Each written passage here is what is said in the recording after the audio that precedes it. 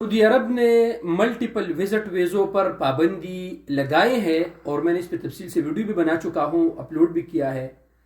دیکھیں دوستو، multiple visit ویزے ابھی پاکستان انڈیا سمیت 14 ممالک پر پابندی ہے۔ یہ میں آپ دوستوں کو مختصر بتاتا ہوں۔ کچھ لوگ عمرہ اور وزٹ ویزوں کے مد میں آ کے یہاں پر بھیک بھی مانگتے ہیں اور غیر قانونی سرگرمیاں بھی کرتے ہیں۔ اللہ تبارک و تعالی ان کو ہدایت دے۔ اس کی وجہ سے پھر تمام کنٹریز کے لوگ جو ہے نا بدنام ہوتے ہیں۔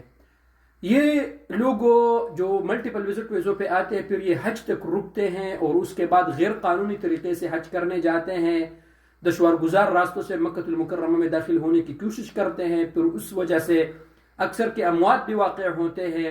اور جو سعودی حکومت خادم الحرمین الشریفین حفظ اللہ کی قیادت میں پھر جو وہ انتظامات کرتے ہیں حاجیوں کے لیے، وہ تو مثال آپ ہے، تو پھر جو غیر قانونی لوگ اس میں شامل ہوتے تو پھر اس میں جو ہے نا وہ خلل پیدا ہوتے ہیں۔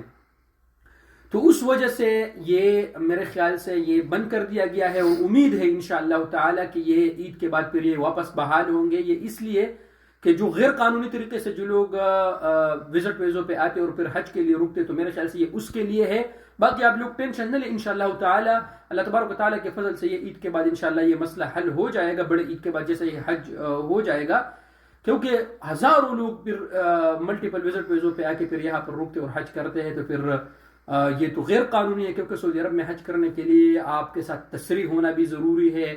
آپ کا عمرہ ویزا نہ ہو، آپ کا وزٹ ویزا نہ ہو، آپ حج کے ویزے پہ آئے ہیں، اگر آپ یہاں پر مقیم ہیں تو آپ کو تصریح بنانا پڑتا ہے۔ تو یہ جو غیر قانونی طریقے سے لوگ آتے ہیں اور پھر مشکلات پیدا کرتے ہیں، اللہ بس ان کو ہدایت دے۔ باقی آپ لوگ صبر کریں، انشاءاللہ عید کے بعد اللہ تبارک و تعالیٰ کی وجہ سے یہ مسئلہ حل ہو جائے گا۔ Thank you.